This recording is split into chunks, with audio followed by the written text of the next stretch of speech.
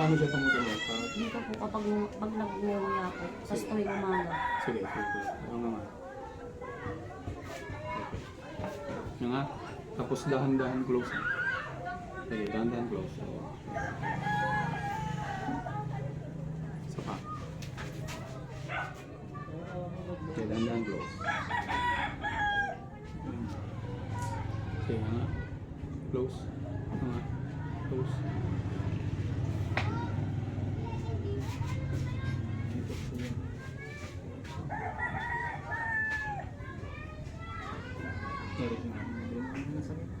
Wala naman po.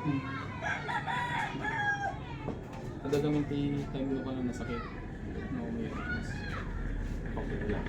Okay, 1, 2.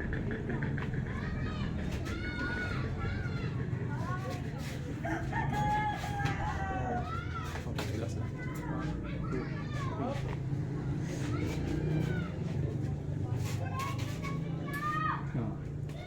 Close. Close. Ano? Ay, gumagalaw pa rin po siya. Paunti-unti.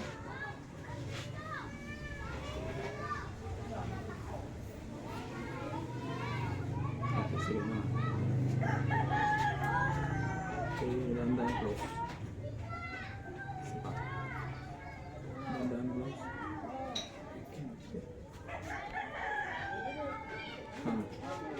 Close. Okay, isa pa. Wala siya, ano yung sinasabi ko, yung peace. Okay, dahan-dahan close. Hindi, ulit. Okay, dahan-dahan close. Okay. Ayan, para sa panglubog. Oh. Okay, isa pa. Hindi mo konti. Okay, dahan-dahan close. Okay.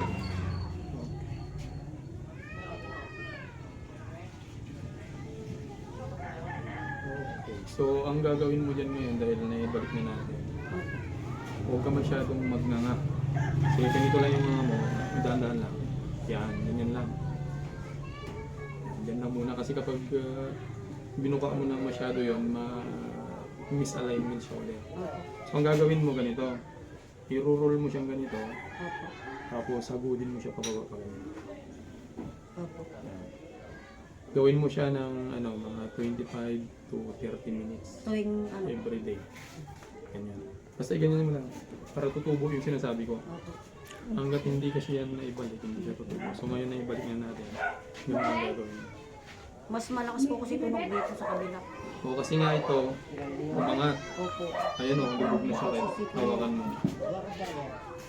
Umangat kasi kanina yan, kaya malakas.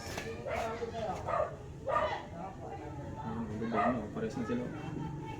Na-align na po siya. So, limitahan mo lang yun, no? Pag nanga. Kasi kapag nagnanga ka ulit niya ng